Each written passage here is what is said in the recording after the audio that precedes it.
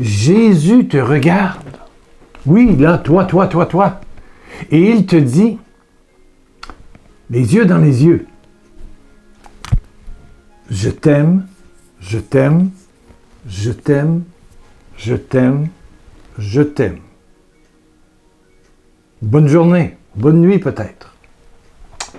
Ah, le regard de Jésus n'est pas celui de l'homme. Il n'est qu'amour. Il n'est pas jugement. Il n'est pas venu juger, mais sauver. Un jour, un jeune homme me dit, moi je suis un voleur. Bon. Est-ce que tu peux changer? Alors il dit, bien sûr je peux changer. Mais lorsque j'étais jeune, pendant ma jeunesse, on était deux frères, 2 ans de différence, on était toujours ensemble. Et notre père était un alcoolique qui vivait de ce qu'il pouvait. Et il nous disait comme ça, « Hey les gars, j'ai eu des problèmes avec ma batterie de voiture. Si vous voulez manger demain, et pas jeûner demain matin, demain midi, demain soir, vous allez aller me voler ce soir une batterie qui va sur ma voiture, qui était une GM américaine. Vous coupez ça, amenez ça et on mettra ça dans ma voiture. Sinon, vous ne mangez pas. » Donc, on partait tous les deux et on surveillait les voitures, voilà, qui étaient assez récentes, à peu près dans les années de mon père, et puis on ouvrait le capot, on coupait les fils avec des boupies. Et bien voilà, on mangeait. Donc, on a comme appris à voler avant de parler. Bon, mais moi je sais que Jésus, quand il te regarde, toi, il me regarde moi, il sait tout, il voit tout, mais il comprend tout aussi. Il comprend tout de A à Z. Et si tu es né, toi, dans cette famille, avec un père comme ça, une mère comme ça, des frères comme ça, la famille comme ça, une société comme ça, un niveau de vie comme ça, une santé, voilà, il y a toujours de l'hérédité dans la santé, il n'y a aucun hasard. Et son amour pour toi est total, gratuit, intarissable. Voilà. Ne peut être qualifié que d'un adjectif, un amour infini. Infini, infini, infini. Quand on regarde le Nouveau Testament dans Luc 18 et 19, on voit Jésus qui s'en va vers Jéricho. Il y a Jérusalem, une route qui descend, il y a le désert, et puis on arrive à Jéricho. Jéricho, c'est là où est arrivé le peuple, c'est la terre promise, c'est pas loin de la mer morte. Bon, tout à coup, dans Luc 18, 18, il y a un chef juif très pieux, mais très pieux, qui veut recevoir la vie éternelle. Mais il est riche. Et puis Jésus lui dit que s'il veut la vie éternelle, il faut qu'il se débarrasse, qu'il vende ses biens, les donne aux pauvres et viens et suis-moi. Alors comme il avait beaucoup de biens, il baisse la tête et il s'en va. Il était venu voir Jésus en courant et voilà que tout à coup il quitte la tête basse. Mais il est bien marqué, et c'est rapporté par les 3 évangélistes, Matthieu, Luc et Marc. Jésus le regarda et l'aima, même s'il ne fait pas ce que Jésus demande. Et Jésus dit, quand tu es riche, c'est plus dur d'entrer dans une vie d'amour, une vie de compassion, qu'un chameau qui passe au travers du trou d'une aiguille. Bon, première rencontre. Mais Jésus le regarde et l'aime. Oui, il l'aime. Et 2 ans après, il l'aimait encore, et 3 ans, et 5 ans, et 10 ans. Voilà. Après ça, il y a un aveugle. Comme Jésus approchait de Jéricho, il s'en va vers Jéricho.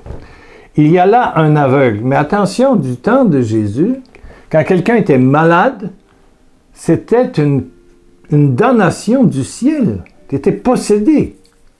Un aveugle, c'était une punition de Dieu. La maladie était vue comme une punition de Dieu.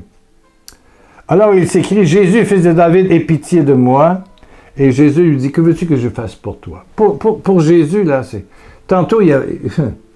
Juste quelques moments avant, il y avait un jeune homme qui était un enfant de Dieu, qui appelle au royaume en se dégageant de l'esclavage de l'argent. Et là, Voilà un condamné, c'est-à-dire voilà un exclu, un possédé du diable, méchant, méchant, méchant, méchant. Que veux-tu que je fasse pour toi? Là, on est dans Luc 18, verset 41, et Maître, fais que je vois de nouveau. Et Jésus lui dit, 42, vois, ta foi t'a sauvé. Vois, ta foi t'a sauvé. Vois, ta foi t'a sauvé. Voilà. Jésus voit tout. Il n'y a pas... Il y a un enfant sauvé de l'argent. Un autre a été vu comme un possédé du diable parce qu'il est aveugle, qui mendie, un mendiant, un aveugle. Donc, un rejeté. Jésus va le guérir. Et puis, là, il entre à Jéricho et tout à coup, la foule est là, les grands prêtres, et puis tout le monde est content. Et tout à coup, il y a une espèce de bandit bien habillé, un collecteur d'impôts, avec des bagues bien parfumées. Mais il est petit, il ne peut pas voir Jésus, parce que Jésus, quelque part, a une renommée, et ce qu'il dit, il fait le tour. Jésus rayonne, Jésus rayonne. Et puis, pour voir Jésus, comme il est petit de taille, peut-être 1,40 m, il est petit de taille, donc il est comme les gamins, les enfants. Il monte dans un sycomore pour essayer de voir Jésus. Et Jésus l'aperçoit de loin, il approche du sycomore, de l'arbre, et il dit, Zachée, il connaît son nom. Son regard est bienveillant, autant pour le jeune homme riche, autant pour celui qui était vu comme un possédé du démon parce qu'il était malade. Voilà un bandit, un collecteur d'impôts qui en met dans ses poches pour lui, il en donne à l'État. Je ne sais pas si l'impôt c'était pour les Romains, il travaillait en plus pour les Romains. L'impôt c'est les Romains, il y avait la dîme pour le temple, mais lui c'est un collecteur d'impôts. Il dit, descends de cet arbre, car il faut que je loge chez toi aujourd'hui. Jésus a un regard d'amour, un regard de profondeur. Il voit au fond de toi la marque divine. Il voit au fond de toi la perle précieuse. Et pour Jésus, hey, tu m'entends, hey, hey, hey, comme on dit au Québec, hey, réveille, ouh. Jésus ne voit pas de déchets, peu importe ce qu'est ta vie, peu importe ce qu'est ton hérédité, peu importe ce qu'est ton âge, ton rang social, tu es dans le regard de Dieu une perle précieuse. Il a sur toi un regard d'amour, uniquement d'amour. Il ne peut pas avoir un autre regard qu'un regard de compassion, d'amour, de miséricorde, d'invitation à la vie. Il te veut heureux, il veut te donner la vie et la vie en abondance. C'est le bon berger. Et même si tu es une petite brebis noire, non pas une brebis blanche, ben il fera des pulls, il tricotera des pulls en laine noire au lieu d'être blanc. Il va mettre aussi. Non, ça n'a aucune importance. J'étais en prison, m'as-tu visité?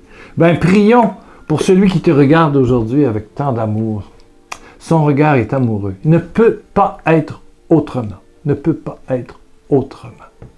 Oh Père éternel, le je t'aime, ton je t'aime s'exprime par Jésus en croix. Père, touche.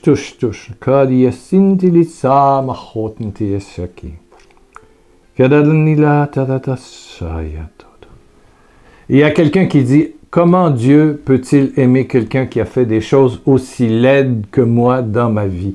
Eh bien oui, Jésus t'aime au-delà de tout ça, malgré tout ça, il connaît tout ça, il sait d'où ça vient, qu'est-ce qui s'est passé avant, durant et après, et il t'offre encore le baiser d'amour. Maintenant, toi, tu es aimé. Je t'aime.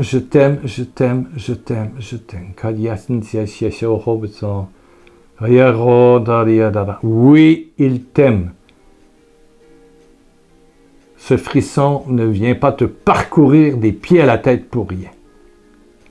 Tu es touché, renouvelé dans l'estime de toi-même, parce que tu es une perle précieuse pour Dieu. Ton nom est gravé dans la paume de sa main.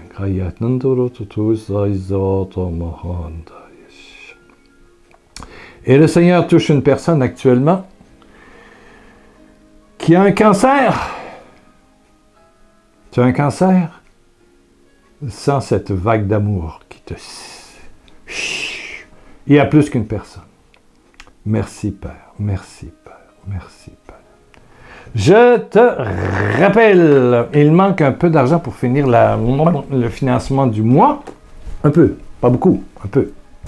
Si tu te sens concerné, voilà, avril sera, on couvrira toutes les dépenses. Il y a, d'ici au mois de juillet, 2 vidéos par semaine, le mardi et le jeudi, dans la paix et l'amour du Christ. Reviens mardi prochain.